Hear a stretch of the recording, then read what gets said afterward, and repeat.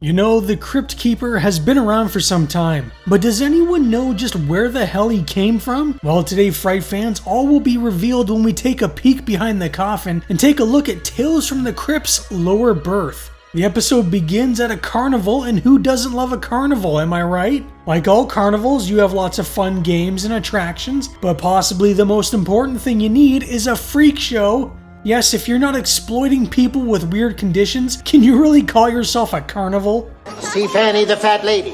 Over 450 pounds of bovine beauty. Oh my god, obese and little people? Truly, there cannot be anything more shocking than these. These aren't the only attractions, but as soon as the crowd hears of a 450-pound woman, they're like, well, I gotta see this. It's a lot easier these days when you can just go to your local Walmart and see it for free. Step lively, sir, that's the idea. Feely's fantastic fairway of freak. Is that the Great Mutado and Odin, two X-Files alumni in Tales from the Crypt?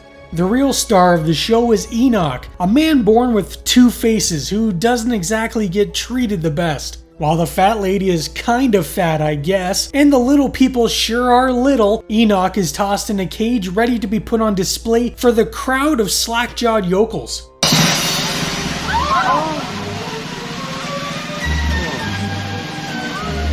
That night, the owner of the carnival, Ernest Freely, is giving Enoch's father, Mr. Sickles, an earful because Enoch was almost not put in his cage in time, which would have ruined the show somehow.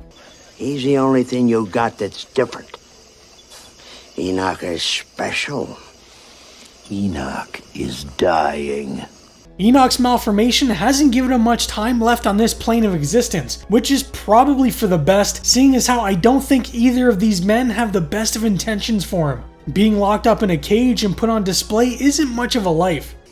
But as long as you own him, then I own you. Why does Ernest own Mr. Sickles? Without Enoch, Ernest barely has a show. Oh, a fat woman and little people? That'll really draw the crowds in. Why doesn't Mr. Sickles take Enoch and start his own carnival with blackjack and hookers? With Mr. Sickles' livelihood at stake, what do you think he's gonna do? You've been a very naughty boy, Enoch. You hear me? That's right, he's gonna physically harm the two-faced man who has no way of defending himself. After giving Enoch a whooping, well, it's time for a little relaxation. That is until Mr. Sickles is rudely interrupted by Dr. Zachary Kling, a man who has a little proposition for him. He overheard, and by overheard, I mean he was snooping, when Sickles and Ernest were having their little argument, so he knows Enoch doesn't have much time left. Dr. Kling has something he believes will benefit himself and Mr. Sickles.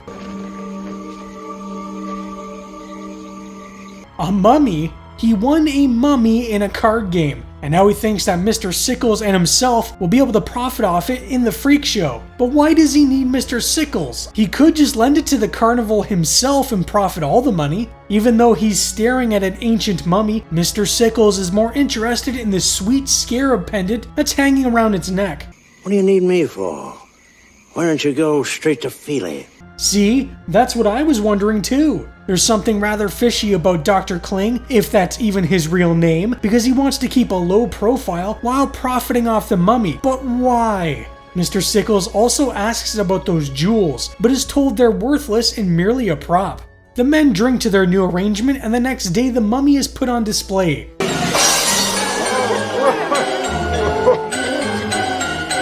The crowds are just eating her up. They've never seen human jerky in person before. Sickles and Kling are making money hand over fist, and Enoch? Well, Enoch has fallen in love. And can you blame him? The scratchy, dried lips, the blank, soulless expression, the gaunt and sunken-in cheeks. Wait, I think I just described every modern Hollywood actress.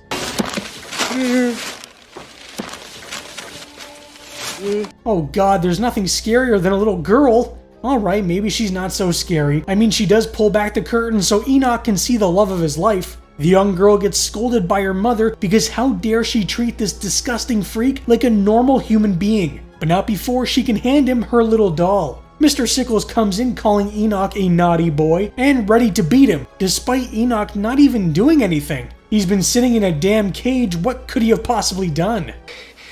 It's a family you want, is it? Enoch doesn't just want the mummy, he wants a family and a normal life, which for Mr. Sickles is the funniest thing he's ever heard.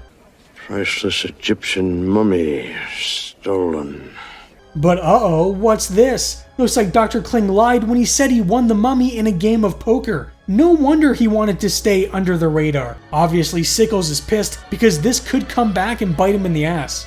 You didn't win that mummy in any card game. You stole it off a boat in New Orleans. The doc didn't steal the mummy because he wanted the mummy. No, the jewel is what he really wanted. Also, can Mr. Sickles be any drunker? Now you might be asking yourself, why didn't he just take the jewel then? Well, like all ancient mummies and jewels, it carries with it a deadly curse. Whoever takes the family jewels loses theirs. Yup, that's right. If you steal the mummy's jewel, you get the worst kind of vasectomy. But what if a woman were to steal it? Mr. Sickles isn't too worried. It's highly unlikely that he has any use for his anyways. The two men argue and Mr. Sickles accidentally impales Dr. Kling with some gardening shears. No time to worry about the body because he needs to skip town. But not before he gets his hands on the mummy's jewels and attempting to frame Enoch with murder. Bloody boy.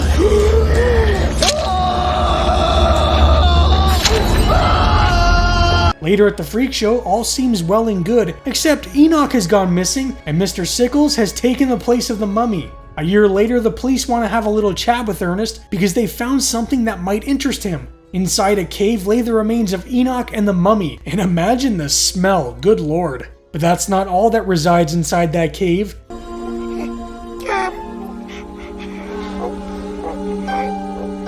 It's baby Crypt Keeper. Move over, Grogu, because there's a new cute gross monster that's on the scene. Lower Berth comes from the story of the same name found inside EC Comics Tales from the Crypt number 33, written by Al Feldstein with art by Jack Davis. The cover features the two-headed and monstrous Enoch as he creeps out of his tank infatuated by the mummy, and who can blame him because va-va-voom. Long before the internet and video games, the only entertainment folks had were traveling circuses. And one circus in particular, owned by a man named Ernest Feely, had an assortment of oddities, from Fanny the Fat Lady to Skullface the Living Skeleton. But his most prized oddity, the thing that drove the crowds wild, was an ancient mummy named Myrna, the only female mummy in existence. Myrna was owned by an archaeologist named Zachary Kling. 5 times a day, Kling would narrate how he found Myrna, even unwrapping her face for all to see. Myrna was a servant to the pharaoh's wife in ancient Egypt. Myrna's beauty rivaled hers, even capturing the eye of the pharaoh. The pharaoh tried to have her, but wanting to remain faithful to his wife, she resisted. Angry, the pharaoh ordered Myrna be bound and entombed alive. She fights like a cat, sire. She will fight no more. Hurry! For 4,000 years she laid in her tomb, and now she's propped up for the amusement and shock of the crowd. Good lord!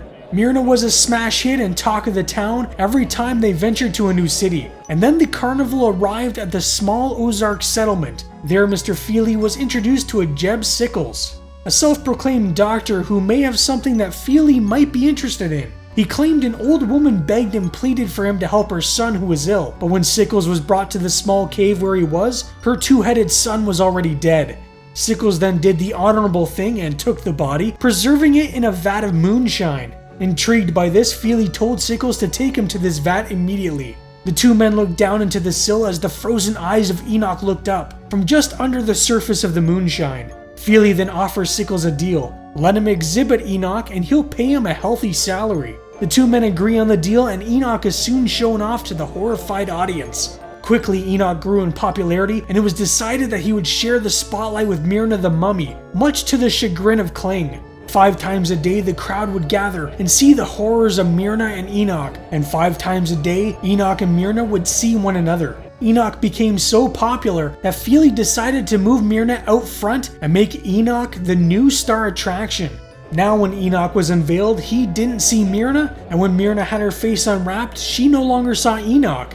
Desperate to see one another, and in the darkness of the night, the creaky, cracking bones of Myrna began to move, and the lifeless floating body of Enoch climbed out of its tank. The following morning, the men all came at one another, blaming the other for the disappearance of their prized possessions. However, pieces of Myrna's wrappings and formaldehyde from Enoch's tank suggested something much more disturbing. They followed the trail to the Justice of the Peace. There he claimed he married a couple late at night. They questioned him, asking how he didn't notice anything out of the ordinary. He said they smelled really bad, as if they had been drinking all night. But when pressed about what he saw, he said, "Didn't see nothing. Can't see. I'm blind, you know." Blind? Oh, good lord. A year passes with no sign of either when Mr. Feely begins hearing rumblings of something being spotted up in the caves. The same cave where the old woman lived. The three men rush to the cave, and that's when they find them. Look! It's them! Good lord! With the bodies recovered, the men drag their prized possessions back down to their carnival. But as the men reach just out of earshot, the wailing sounds of an infant come from within deep inside the cave. The infant they had missed while dragging their prized possessions, screaming for its parents. Well, that sure was an interesting story, no? Both the episode and comic are a very weird way of giving the Crypt Keeper an origin story. If I had to guess where he came from, it definitely wouldn't have been a mummy and a two-headed malformed man. Not a whole lot going on in this episode, and I think Feely, alongside Sickles and Kling, should have met a gruesome fate as well. It's not like he cared about Enoch or treated him right. All he cared about was having an attraction and making money. Interestingly, the man who played Feely was Louis Arquette, the father of Patricia Arquette, who was also in the episode Four-Sided Triangle. Kevin Yeager directed the episode, a man more known for his special effects work or his other directorial masterpiece being Hellraiser Bloodline, a movie he was so proud of that he had his credit changed to Alan Smithy, a well-known pseudonym writers and directors use when they make something so awful that they don't want to be associated with it. His brother Jeff Yeager would also play the role of Enoch.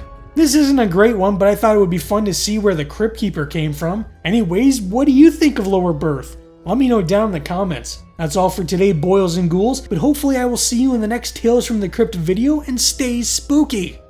Old Two-Face was my daddy, and the mummy was my mommy.